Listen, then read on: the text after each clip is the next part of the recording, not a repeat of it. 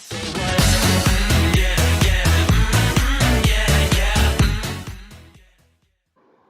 Children, आज हम लोग सीबीएसई ई जोन में करने जा रहे हैं इंग्लिश बुक फर्स्ट फ्लाइट का चैप्टर फायर एंड आइस। और ये जो पोएम है ये लिखी गई है रॉबर्ट फ्रॉस्ट के द्वारा। रॉबर्ट फ्रॉस्ट हैं वो इस पोएम में एक दो अलग अलग एकदम अपोजिट व्यू से एक्सप्रेस करते हैं कि किस तरीके से इस वर्ल्ड में जो ह्यूमैनिटी है वो ख़त्म हो सकती है। इनके जो एक्सट्रीम आइडियाज़ हैं कि वर्ल्ड किस तरह से ख़त्म हो सकती है, उसके दो तरीके हैं। एक है कि वो शायद आइस से ख़त्म हो जाए और दूसरा है कि वो फायर से ख़त्म हो जाए। और दोनों ही जो ये एलिमेंट्स ऑफ नेचर हैं, ये जो इंसान के जो डिस्ट्रक्टिव इमोशंस होते हैं, हेट्रेड, जेलसी एंड इनसेंसिटिविटी, इससे ये कंपेयर करे गए हैं। और दोनों ही फायर एंड आइस दोनों में ही उसी तरीके से ही डिस्ट्रक्टिव पावर होती है जिस तरीके से एक इंसान के इमोशंस में डिस्ट्रक्टिव पावर हो सकती है। तो जिस तरीके से ये जो है इनको कंट्रोल नहीं करा जा सकता है, उसी तरीके से कई बार इंसान भी अपने डिस्ट्रक्टिव थॉट्स को कंट्रोल नहीं कर पाता है। और अगर ऐसा होता है तो बहुत चांसेस हैं कि ये दुनिया का अंत हो सकता है। इसका जो फर्स्ट पैरा है बहुत ही छोटी पोएम है एज यूजुअल। जो पहली वाली पोएम भी इनकी बहुत छोटी थी।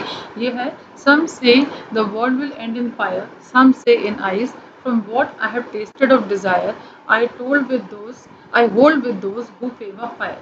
तो ये क्या है, वो जो लिखा है वही एग्जैक्टली ये बोल रहे हैं। एक्चुअली ये जो पोएम है ये सिंबलाइज कर रही है, it has been written symbolically. और ये क्या सिंबलाइज कर रही है, ये जो इंटेंस आइडिया है कि वर्ल्ड जो है वो दो चीज़ों से ख़त्म हो सकता है, या तो आइस से हो सकता है या फायर से हो सकता है। और ये बोलते हैं कि सम से, मतलब कुछ लोग ऐसा बोलते हैं और कुछ लोग इस तरीके से बोलते हैं। तो ये जो फायर एंड आइस है, ये destructive human emotions, desire and hatred, इनके इनके इनके साथ इसकी तुलना करी गई है। और ये जो पोएट हैं ये जानते हैं कि जो ह्यूमन बीइंग की जो डिज़ायर्स हैं वो बहुत अनलिमिटेड होती हैं। और वो इसीलिए वो बोलते हैं कि मेरा जो अगर दाव लगेगा कि किस चीज़ से ये वर्ल्ड ख़त्म हो सकता है, तो हम बोलेंगे कि सबसे पहले कि वो फायर से वो ख़त्म हो सकता है। क्योंकि जिस तरीके से फायर जब बढ़ती है तो उसको कंट्रोल करना मुश्किल हो जाता है, उसी तरीके से जो इंसान की जो डिज़ायर्स हैं, जो इच्छाएं हैं, वो भी इंसान अपने आप में कंट्रोल नहीं कर पाता है। और वो कहना चाहते हैं कि जो इंसान है उसको अपने इमोशंस पे बिल्कुल भी कंट्रोल नहीं है। एक तरीके से वो अपने इमोशंस का गुलाम है।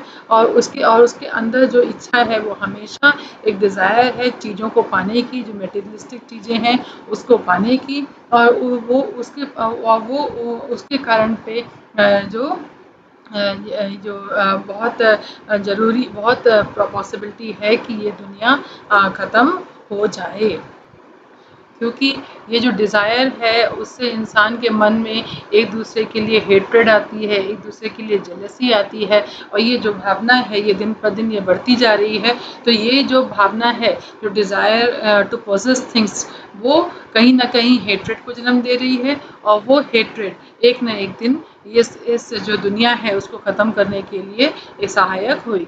अब वर्ड मीनिंग अगर देखा जाए तो टेस्टेड, इधर टेस्टेड का मतलब ये नहीं है चखना, टेस्टेड का मतलब है एक्सपीरियंस करना इधर। और डिज़ायर का मतलब होता है एक बहुत स्ट्रॉन्ग फीलिंग किसी भी चीज़ को चाहने की, या फिर सोचना कि काश अगर ऐसा हो जाए, तो उसको हम बोलते हैं डिज़ायर। अब हम लोग आते हैं नेक्स्ट पैरा में। जो नेक्स्ट पैरा है, But if it had to perish twice, I think I know enough of hate to say that for destruction ice is also great. तो पोएट ये बोलते हैं कि अगर बाई चांस अगर ऐसा चांस हो कि अर्थ को दो बार ख़त्म होने का मौका मिले, तो ये दूसरा जो बेट लगाएंगे वो बोलना चाहते हैं कि मैं ये कहना चाहता हूँ कि आइस जो है वो भी एक बहुत अच्छा तरीका है। वो भी शायद वो उससे भी जो इंसानियत है या फिर वर्ल्ड है उसका नाश हो सकता है। क्योंकि अगर जिस तरीके से जो फायर है वो बहुत ही तेज़ डिस्ट्रक्शन कर सकता है, लेकिन आइस भी कोई कम नहीं है। क्योंकि जो आइस करती है वो साइलेंट डैमेज करती है। मतलब जो आइस है उसका जो डैमेज है वो दिखता नहीं है, लेकिन अंदर ही अंदर वो डैमेज करती जा रही है। तो इन्होंने जो आइज़ है उसको उसका भी जो उन्होंने जो कंपैरिजन जो किया है, उन्होंने उसको इनसेंसिटिवनेस से उन्होंने इसको कंपेयर किया है। तो जिस तरीके से जो आइज़ है वो बहुत देर तक बॉडी के कांटेक्ट में रहती है, तो उसके बाद ऐसा लगता है कि जैसे वो जो हमारा पार्ट ऑफ द बॉडी है वो एकदम नम पड़ गया है, उसमें बिल्कुल भी फीलिंग नहीं रहती है। तो उसी तरीके से जो इंसान है वो भी जो अपने जो हेट्रेड है, जेलसी है और डिज़ायर्स टू पोजेस, जो चीज़ों को पोजेस करने के लिए जो इच्छा इनकी ज़रूरत से ज़्यादा होती जा रही है, उसके कारण लोग एक दूसरे के लिए इनसेंसिटिव होते जा रहे हैं। दूसरों की प्रॉब्लम के लिए वो अपने आप को नम महसूस करते हैं और दूसरों की परेशानियों को वो समझने में एकदम असमर्थ हो जा रहे हैं। तो इसीलिए वो कहते हैं कि अगर उनके पास जो ऑप्शन है फायर एंड आइस का, तो आइस भी उतना ही कारगर सिद्ध होएगा जितना कि फायर है अगर वर्ल्ड को डिस्ट्रॉय करने की नौबत आ जाए तो पहले इन्होंने फायर इसलिए बोला क्योंकि जो फायर क्या सिंबलाइज कर रहा था, डिज़ायर से क्या हो रही थी, डिज़ायर टू पोजेस थिंग्स। तो जब डिज़ायर किसी के पास पोजेस थिंग होने की, किसी भी चीज़ को पाने की इच्छा होती है, अगर हमारे पास नहीं होती है दूसरे के पास होती है, तो हमारे अंदर क्या आ जाता है, उसके लिए जेलेसी या फिर हेट्रेड आ जाती है, तो वो फीलिंग आ जाती है। तो होती है अंदर इच्छा खुद पाने की, लेकिन जो दूसरे के पास होती है हम उसको देखकर हमारे अंदर भावनाएं आ जाती हैं हेट्रेड और जेलेसी। इसीलिए इन्होंने बोला कि अगर सेकेंड ऑप्शन मिलेगा तो हम इनसेंसिटिवनेस को देंगे, क्योंकि जो हेट्रेड एंड जेलेसी है वो हमको लोगों के लिए इनसेंसिटिव बनाती जा रही है। अब है पेरिश। पेरिश का मतलब होता है ख़त्म हो जाना, और सफाइस सफाइस का मतलब होता है सफिशिएंट होना। अब हम लोग नेक्स्ट करते हैं पोएटिक डिवाइसेस, इसमें कौन कौन से यूज़ करे गए हैं। तो अगर राइम स्कीम देखी जाए तो राइम स्कीम शायद अब तक तो आपको समझ में आ गया होगा कि आपको जो राइमिंग जो वर्ड एंड हो रहे होते हैं वो किस राइम में किस तरीके से एंड हो रहे होते हैं, उस तरीके से आपको उसमें लिखना पड़ता है। तो अगर सेम साउंड के हैं तो आपको सेम अल्फ़ाबेट देना पड़ता है, जैसे बा मतलब इनका जो एंडिंग होगी सेम साउंड से हो रही होगी, और अगर अलग अलग साउंड है तो वो अलग देना पड़ता है। तो ABCBCB, तो मतलब ये दोनों इस तरीके से राइमिंग स्कीम इसकी है। तो अगर इसमें देखें तो फायर आइस, तो ये AB, और ये डिज़ायर C, लेकिन ये फायर है तो ABC, तो इसीलिए ABC हुआ। और फिर ये हुआ, हाँ, तो इसमें है fire eyes desire and fire, तो इसमें क्या ABCA, तो ये आपकी राइमिंग बनी ABCA। और इस वाले में अगर आप देखेंगे तो इसमें क्या है, ट्वाइस और आइज दोनों मैच कर रहे हैं, और हेट और ग्रेट दोनों मैच कर रहे हैं, इसीलिए हो जाएगा इसमें BCBC। ये इस तरह से आपका ये राइमिंग स्कीम बन जाएगी, तो ABCA BCBC। अब है एलिटरेशन। जब कोई एक शब्द या साउंड का बार बार पास पास में यूसेज बार बार होता है तब हम उसको बोलते हैं एलिटरेशन। जैसे कि F साउंड है, उसका रिपीट हो रहा है फेवर फायर या वर्ल्ड विल, तो इधर एलिटरेशन ढूंढना बहुत आसान होता है। जहाँ पे आप देखिए सिमिलर शब्द आ रहे हैं वहाँ पे आप एलिटरेशन आप ढूंढ सकते हैं। अब इमेजरी, तो इमेजरी क्या होता है कि जब हम रीडर्स को इमेजिन करने को मजबूर कर दें कोई भी सीन को, तब हम बोलते हैं इमेजरी उधर यूज़ हुआ है। Some say the world will end in fire, तो हमारा दिमाग चला जाता है कि कैसे फायर से ख़त्म होएगा। तो say that for destruction ice is also get, तो भी हमारा दिमाग ये सोच में चला जाता है कि हाँ इस तरीके से आइस से हमारा डिस्ट्रक्शन हो सकता है। अब है फोर एजोनेंस। तो जब भी कोई वॉवल साउंड का प्रोमिनेंस एक लाइन में बार बार दिखाई देता है तब हम बोलते हैं वहाँ पे एजोनेंस है।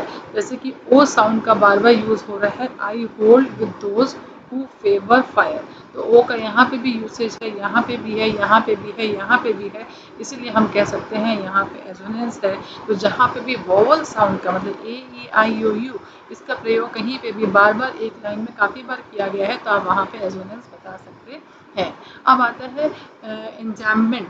तो इंजैम्बमेंट क्या होता है कि जब भी आप कोई पोएम में देखें और देखें कि कॉमा नहीं लगा है लाइन के एंड में और वो बराबर लाइन 2 लाइन तक चली गई है या फिर 3 लाइन तक या पूरे लाइन में पूरी पोएम वैसे ही लिख दी गई है, तब हम बोलेंगे वहाँ पे इंजैम्बमेंट है। कहने का मतलब है कि एक जो थॉट है वो एक लाइन में नहीं ख़त्म हो पाया है, बल्कि वो थॉट दूसरी लाइन में भी चला गया है।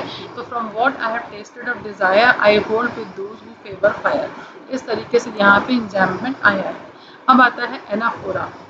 तो जब ये है कि जब भी कोई रिपीटिशन ऑफ वर्ड होता है या फिर एक्सप्रेशन होता है और वो होता है एकदम स्टार्ट ऑफ द लाइन में और कॉन्जिक्यूटिव, मतलब एक के बाद एक लाइन में जब होता है तब हम उसको बोलते हैं एनाफोरा। मतलब सेम शब्द एक के बाद एक लाइन में जब रिपीट होता है तब हम बोलते हैं कि वहाँ पे एनाफोरा आया है। जहाँ जैसे कि सम से ये वाला जो वर्ड है ये लाइन 1 और लाइन 2 में ये रिपीट हुआ है। Some say the world will end in fire, some say in eyes. इसमें सम से बार बार एक के बाद एक लाइन में यूज हुआ है, इसलिए हम इसको बोल सकते हैं यहाँ पे एनाफोरा आया है।